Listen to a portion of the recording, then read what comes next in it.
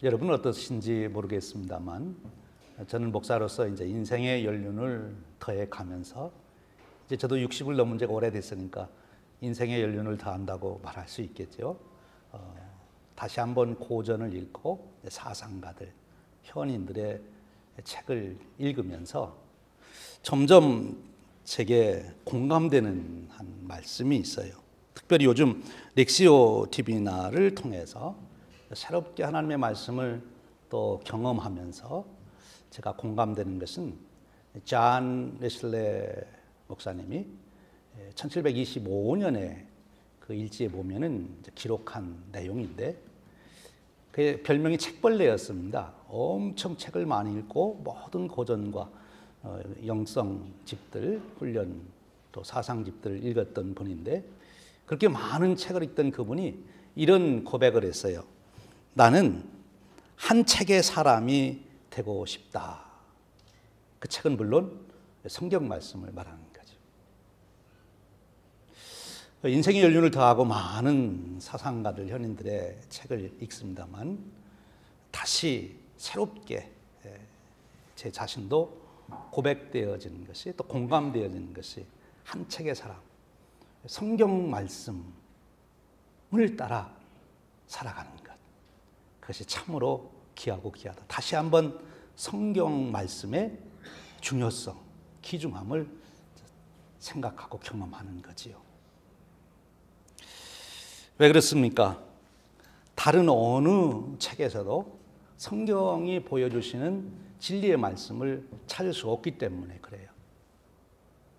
여러 말씀드릴 수 있습니다만 아주 심플하게 말씀드리면 우선 하나님에 대한 지식을 성경 외에는 어디에서도 어느 책에서도 누구의 말 속에서도 성경이 전하는 것보다 더 정확하게 하나님에 대해서 말씀해 주시는 데가 없어요. 이 세상에 많은 우리가 알아야 될 지식이 있지만 하나님에 대한 지식보다 더 귀중한 지식이 없습니다. 그것이야말로 진리 중에 진리, 우리의 생명, 내 존재의 근거를 놓을 수 있는 진리인데 하나님에 대한 진리가 성경에 있습니다. 또 예수님에 대해서 그렇습니다. 예수 그리스도에 대해서 가장 정확하게 그 예수 그리스도를 통해서 이루신 놀라운 축복, 그 역사, 구원의 역사를 설명해 주는, 알려주는 책이 성경 외에 없습니다. 다른 것은 다 성경을 설명하는 거예요. 성경이 진본이죠. 성령님에 대해서도 그렇습니다. 성령님에 대한 진리도 어느 누구의 글에서도 성경에서 주시는 만큼 정확하게 알 수 없어요. 성경 말씀으로 이렇게 진리의 말씀을 주시는데 그 성경에서 말씀하시는 하나님 그리고 예수님, 성령님이 이루신 일, 이루려고 하시는 일, 그 일이 무엇이냐 하는 거죠. 그것이 가장 귀중한 일 아니겠습니까? 하나님이 계획하고 이루시는 일이 있다면 그것보다 더 귀중한 일이 어디 있겠어요? 예수님이 생명 바쳐 하시려고 하신 일이 있다면 그것보다 더 귀중한 일이 어디 있겠어요? 오늘 또 성령님께서 이루어 가시는 그 일이 있다면 그것보다 더 귀중한 일이 어디 있겠습니까? 여러분 그 일이 무엇이겠어요? 우리가 성경 말씀을 통해서 끊임없이 우리에게 창세기 1장부터 요한계시록 마지막까지 계속해서 반복적으로 우리에게 주시는 성부 하나님, 성자 하나님, 성령 하나님께서 이루시고자 하는 것이 무엇이냐 하는 것. 그것은 인간을 구원하는 거죠. 저와 여러분을 구원하는 거죠. 우리 한 개인 하나님의 자녀로 그리스도의 제자로 구원하시는 것. 그것이 하나님의 뜻이고 예수님의 뜻이고 성령님의 의지이신데 그런데 우리가 정말 놀라운 일은 하나님께서 예수님께서 성령님께서 우리를 구원하시는 그 일은 구체적으로 저와 여러분 한 사람을 구원하는 것으로 끝나지 않고 하나님은 놀라운 비전을 가지고 계세요. 예수님도 성령님도 그 비전을 가지고 계시고 그 비전을 이루고자 하는 것입니다. 그 하나님의 비전, 예수님의 비전, 성령님이 이루시고자 하는 그 일이 무엇인지 아십니까? 그 일이 이것입니다. 하나님이 아브라함을 택하셔서 구원하시는 것이 하나님의 뜻이었어요. 근데 여러분, 하나님이 아브라함 한 사람 구원하시고 축복하시는 것이 하나님의 궁극적인 뜻이었습니까? 아니죠. 역사적으로 아브라함을 택하신 이유는 아브라함을 통해서 무엇을 이루려고 하시는 거지요? 하나님의 백성, 아브라함의 후손들을 통해서 하나님의 백성, 이스라엘 백성들을 하나님의 백성으로 세우시기 위해서 사실은 아브라함을 택하셨고, 정말 하나님의 축복이 구약의 성경 말씀 속에서 이루어진 것은 아브라함의 후손들이 하나님의 백성이 되는 것입니다. 그 백성 전체가 구원받는 거예요. 오늘 우리에게도 똑같이 나 한 사람 구원하는 것으로 하나님의 역사가 끝난 것이 아니고, 그 축복이 거기 끝나는 것이 아니라 하나님은 무엇을 세우기를 원하신다고요? 구원받은 성도들을 통해서 교회를 세우시기를 원하시는 거예요. 우리 한번 따라 해보시겠습니다. 교회. 여러분, 하나님에 대해서도 많이 생각하시고, 예수님 생각하시고, 성령님 생각하시고, 다른 여러분의 개인적인 여러분의 생활을 생각했습니다만, 교회에 대해서 생각해보고 또 생각해보고 그러신 적이 계십니까? 저는 이번에 우리 UMC에서 우리 GMC 교회로 우리 교회가 이동을 하면서 정말 제가 가장 많이 생각했던 것이 교회입니다. 왜 꼭 이렇게 해야 되나? 이 어려움을 겪으면서 내가 이 일을 해야 되는가? 내가 이렇게 어려움을 겪으면서도 이 일을 해야 되는가? 그럴 가치가 있는가? 주님이 원하시는 그 교회, 그 교회가 되기 위해서, 그 교회를 세우기 위해서 이렇게 할 필요가 있나? 생각하고 또 지우고 다시 그리고 수도 없이 반복을 했어요. 교회. 하나님이, 예수님이, 성령님이 가지신 구원의 궁극적인 구체적인 목표는, 역사 안에서 하나님이 이루실 목표는 교회를 세우는 겁니다. 우리 한 사람을 구원하는 것으로 끝나지 않고 구원받은 성도들을 모아 그것이 하나님의 백성, 교회가 되게 하십니다. 그러니까 교회가 중요합니까? 안 중요합니까? 말할 수 없이 중요한 거예요. 너무 중요하기 때문에 사도신경에서도 우리의 신앙의 가장 중요한 것을 우리 믿음으로 고백하게 되는데, 하나님에 대해서 우리가 고백한 말씀을 쭉 들어왔고, 예수님에 대한 진리 깨닫고 예수님을 믿는 믿음의 고백을 했고, 성령님에 대한 고백도 했고, 그 다음에 나오는 것이 뭐예요? 교회에 대한 고백이에요. 거룩한 공회를 믿사오며, 거룩한 공회를 믿사오며. 너무나 중요하기 때문에, 교회가 아주 중요하기 때문에. 여러분, 우리가 가정이 중요하다고 하지만 사실 중요하지요. 그런데 사도신경 안에 가정에 대한 고백이 없어요. 교회에 대한 고백이 있어요. 교회가 너무 중요하기 때문에 그런 것입니다.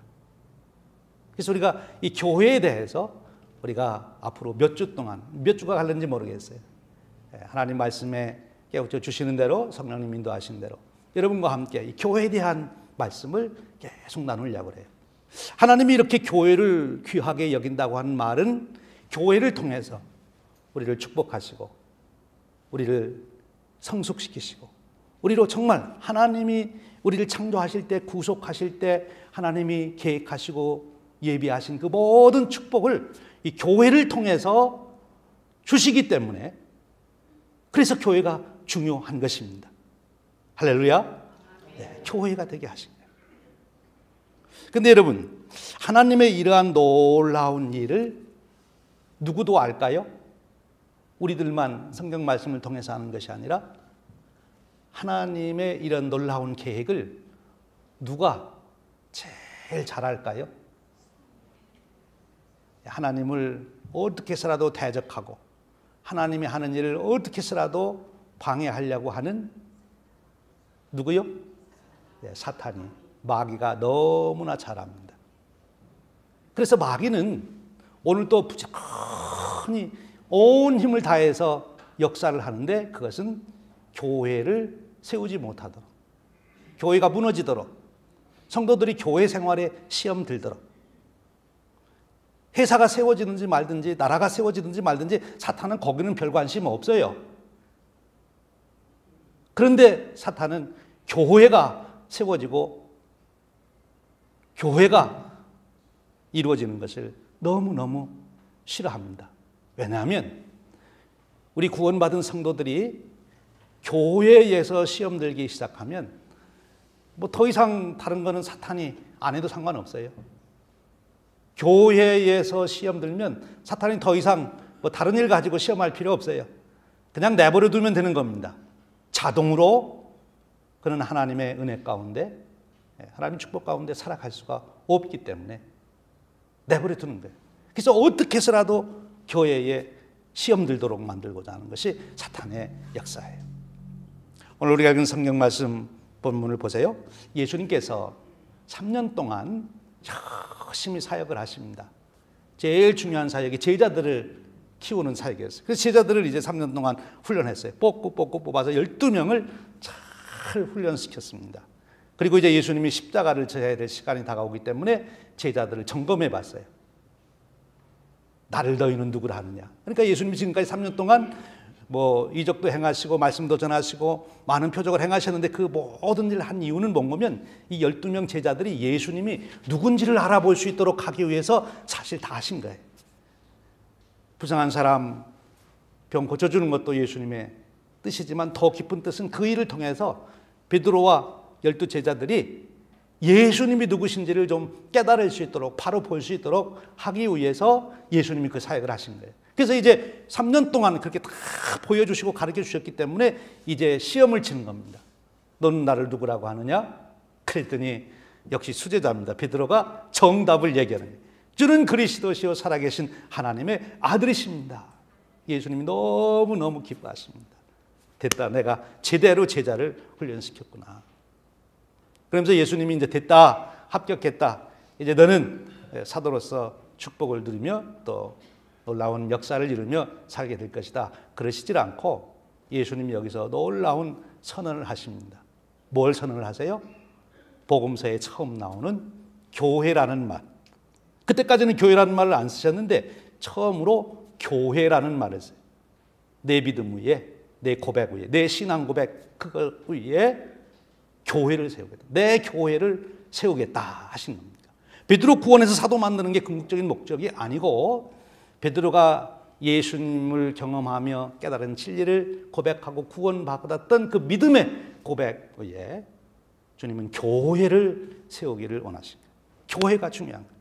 주님이 이 땅에 오신 이유는 한마디로 얘기하면 왜 오셨냐? 그 모든 사역을 통해서 교회를 세우시기 위해서 주님이 오신 거예요. 그리고 주님이 친히 얘기하시기를 교회가 내 몸이다 그렇게 얘기하시고 교회가 내 신부다 그렇게 얘기하셨어요. 그건 다 여러 가지 의미를 생각할 수 있지만 한 가지 가장 중요한 것은 교회가 그만큼 중요하다는 거예요. 교회가 그만큼 중요하다는 거예요. 그러니까 사탄은 어떻게 하려고 하는 거면 어떻게 해서라도 교회를 무너뜨리려고 하는 거예요. 교회를 무너뜨리는 방법은 뭐예요? 교인들이 시험 드는 거죠. 교회 생활에 시험 드는 거. 아마 여러분들도 지금까지 구체적으로 우리 교회에 이렇게 하시면 또 여러분들이 예수님 믿음에서 처음 다니셨던 교회 생활부터 지금까지 수도 없는 시험의 고비고비를 넘어서 여기까지 오셨을 겁니다. 여기 오늘 예배 함께 드리신 분들은 그래도 그 시험을 다 이기셔서 여기까지 오신 분들이고 시험에 들어서 중간에 시험에 빠진 분들은 여기 계시지 않는 거죠. 여러분이 잘 생각하셔야 됩니다. 사도신경에서 왜 교회를 신앙 고백 안에 두게 하셨는지. 예수님이 오늘 제자들에게 주시는 말씀 속에 내가 교회를 세우겠다 그 하신 말씀, 그것은 오늘 우리가 처음 생각할까? 그거는 교회가 얼마나 중요하냐. 예수님의 이 땅에 오신 사역의 비전이 교회를 세우는 거예요. 하나님이 예수님을 보내신 것도 우리가 구원이라는 말로 표현하지만 더 역사적으로 현실적으로 말하면 교회를 세우시기 위해서 보내셨다 하는 거예요. 교회. 근데 여러분 어떠세요? 교회 계속 열심히 다니고 싶은 마음이 있으십니까? 아니면 좀 더 생각해 봐야 되는데요. 좀 더 생각해 봐야 되는데요. 사단은 여러분들에게 어떻게 해서라도 못하게 하려고 합니다. 근데 이제 여러분 보십시오. 이 교회 생활은 어찌 보면 마치 이스라엘 백성들이 출애굽해서 가는 광야 생활과 비슷합니다. 오늘 제가 이 교회에 대한 말씀, 특별히 이번 과정을 겪으면 UMC에서 우리가 GMC 교회로 말씀 위에 서 있는 교회, 주님의 비전을 이루는 교회로 우리가 되자, 이런 결단을 가지고 오면서 저한테 계속 생각되는 것이 출애굽 여정이에요. 앞으로 무슨 일이 일어날까? 앞으로 무슨 일이 일어날까? 어떻게 교회를 이끌어 갈 수 있을까? 생각할 때마다 출애굽 사건 얘기가 계속 나오는 거예요. 여러분, 이스라엘 백성들이 출애굽을 할 때 현실적으로 제일 어려웠던 게 뭡니까? 출애굽을 하겠다 이제 마음 먹고 간다 그러니까 금방 올 수 있었습니까? 못 가게 하잖아요. 그렇죠? 누가요? 바로가 못 가게. 어떻게 해서라도 못 가게. 갈 듯하게 해줬다가 또 못 가게. 편하게 가게 해주려고 했다가 또 못 가게. 여러분, 우리가 그런 일 계속 당했잖아요. 그러니까 우리가 교회로 바르게 세워지기 위해서 이번 과정에서도 우리가 경험한 것은 우리가 교회로 세워지지 못한, 하나님이 원하시는, 주님께서 가졌던 교회의 비전대로 교회를 세우는 일을 우리가 이루지 못하도록 계속 방해하는 일이 있었어요. 뭐 드러난 거는 뭐 누구다 이렇게 얘기할 수 있지만 그 뒤에서는 영적으로는 사단이 그런 사람들을 통해서, 그런 조직을 통해서 우리를 그렇게 교회가 되지 못하도록 그냥 있어라 하는 거죠. 근데 이제 이스라엘 백성들이 출애굽을 했습니다. 그랬더니 그 다음에는 아무 문제가 없이 이제 바로가 해결되니까 이제는 아무 문제가 없다. 이제는 우리는 가나안 땅에 마음 놓고 이제 자유롭게 신나게 갈 수 있다. 그렇게 됐습니까? 바로의 고난이 끝나니까 더 어려운 일이 생겼어요. 홍해가 생겼습니다. 홍해가. 야, 우리 여기서 다 죽게 됐다. 우리 돌아가야 되지 않냐. 홍해가 생기자마자 그때부터 바로가 핍박할 때는 안 그랬는데 홍해가 생기자마자 바로 어떤 일이 일어나는가 하면 모세에 대한 원망이 이제 생기기 시작하는 거예요. 모세 때문에 우리 다 죽게 됐다. 우리 다시 돌아가자. 여러분, 우리가 자유롭게 모든 시설을 쓰고 모든 활동을 하다가 이제 이렇게 임대에 와서 예배 드리고 등등 하니까 뭐 불편한 게 많죠. 불편한 것이 이제 불평이 되고, 불평이 이제 비난이 되고, 그리고 공격을 하게 됩니다. 누구 때문에 그렇다 이렇게. 그러면 어떻게 되죠? 그러면 이제 교회가 무너지는 것입니다. 사단이 그렇게 이끌어가죠. 묘하게. 아주 심플하게 하면은 안 그런데 묘하게 이런저런 관계, 이런저런 사건을 통해서 그렇게 볼 수 있도록, 그런 마음이 들도록 이끌어가는 거예요. 교회를 세우는 교회마다 어려움 없이 방해 안 받고 그냥 순수하게 되어진 교회가 이 지구상에 한 교회라도 있습니까? 지금 아무리 큰 교회들이라 할지라도, 여러분 보시기에는 그렇다 할지라도 그런 교회는 한 교회도 없어요. 왜냐하면 사탄은 절대 그렇게 두질 않습니다. 환경의 문제, 불편해. 환경의 문제. 그런데 홍해 문제가 해결이 됐습니다. 그럼 홍해 문제 해결됐으니까 이제 그 다음에는 아무 문제가 없습니까?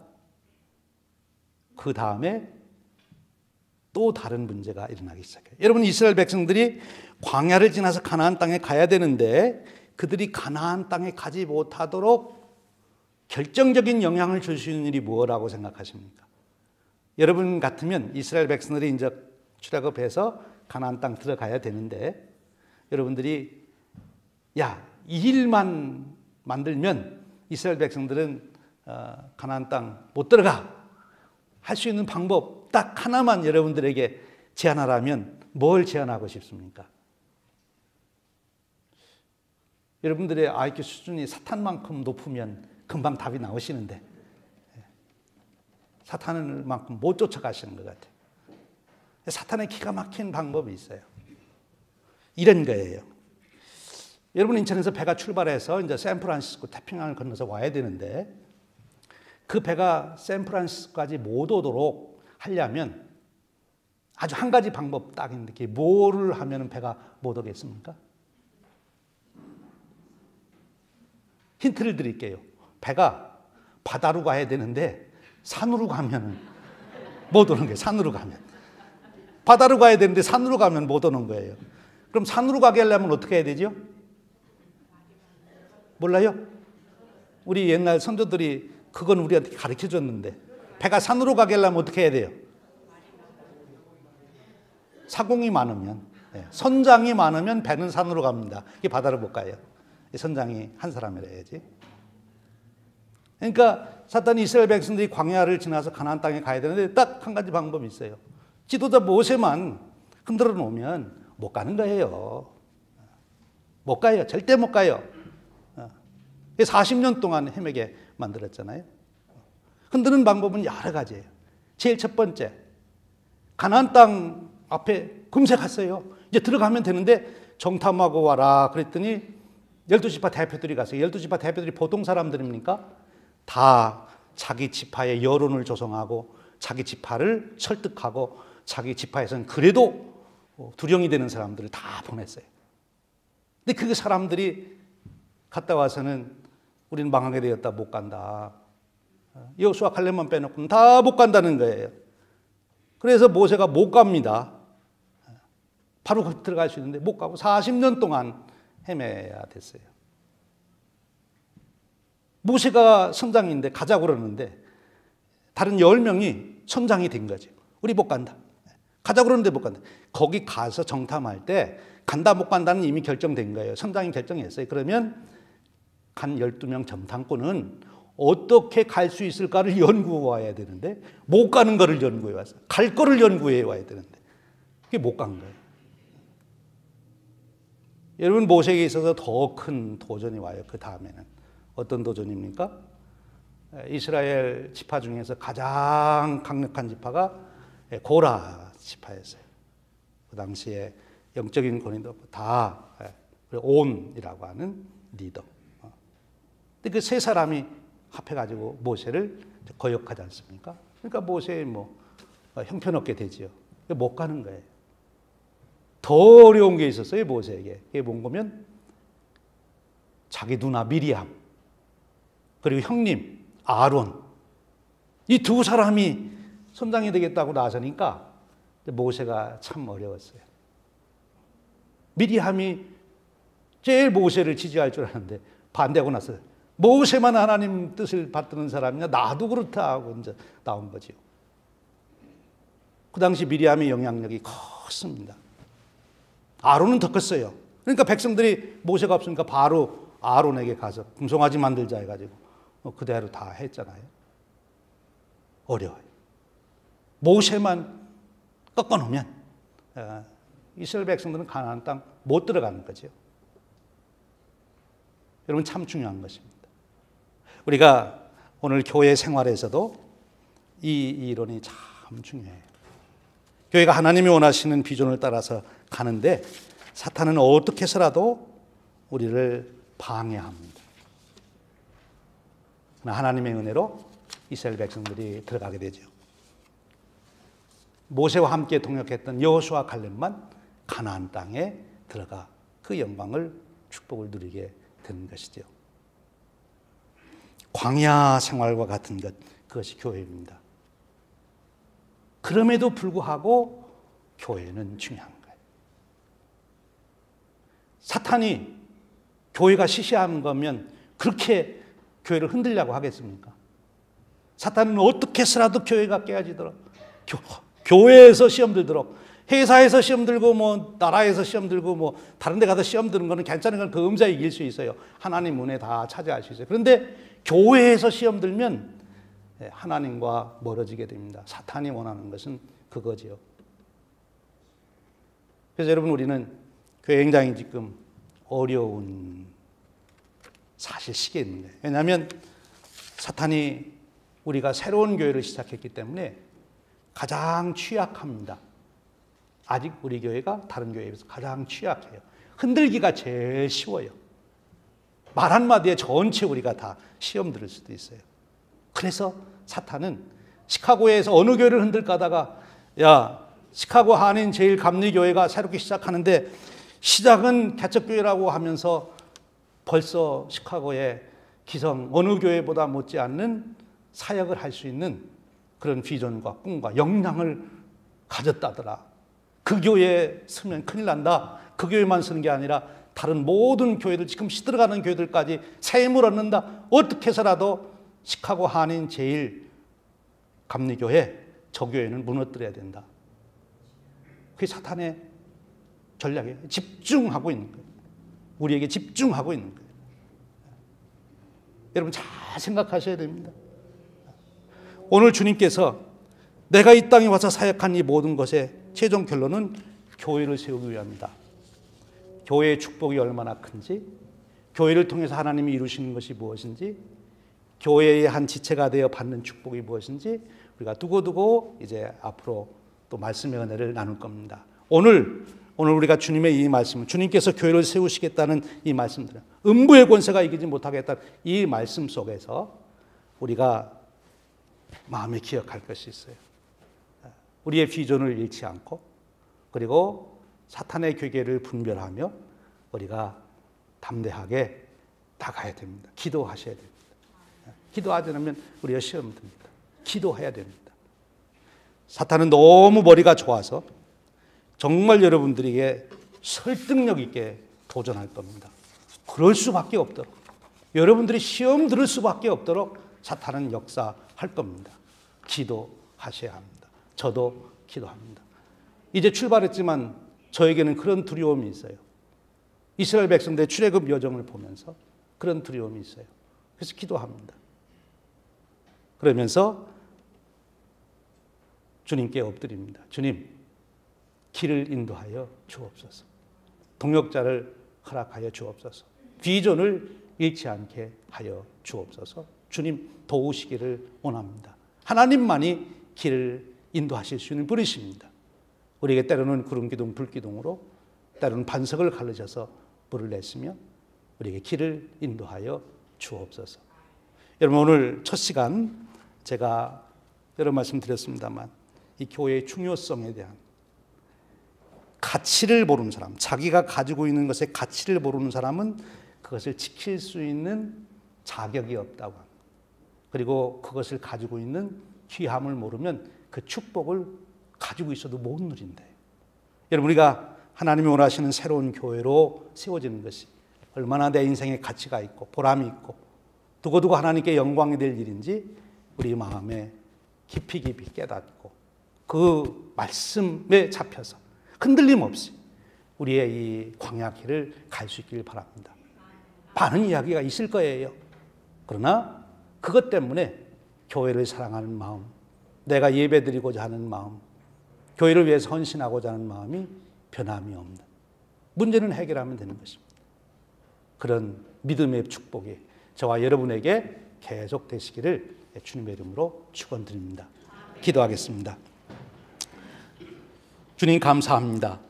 오늘 저희들을 부르셔서 오늘 이 역사의 중요한 시점에서 저희들이 다시 한번 주님이 교회 비전, 하나님의 교회 비전을 생각하게 하시고 교회가 얼마나 소중하고 귀한 하나님의 백성인지 다시 마음에 품게 하시니 감사합니다. 성령님 오셔서 영적 분별력을 주시고 진리 가운데 인도하게 하시고 우리가 어떤 경우에도 교회로 인하여 시험 들지 않도록 우리를 인도해 주옵소서. 일으켜 주옵소서. 주님 주신 은혜로 가게 하여 주옵소서. 예수님의 이름으로 기도하옵나이다. 아멘.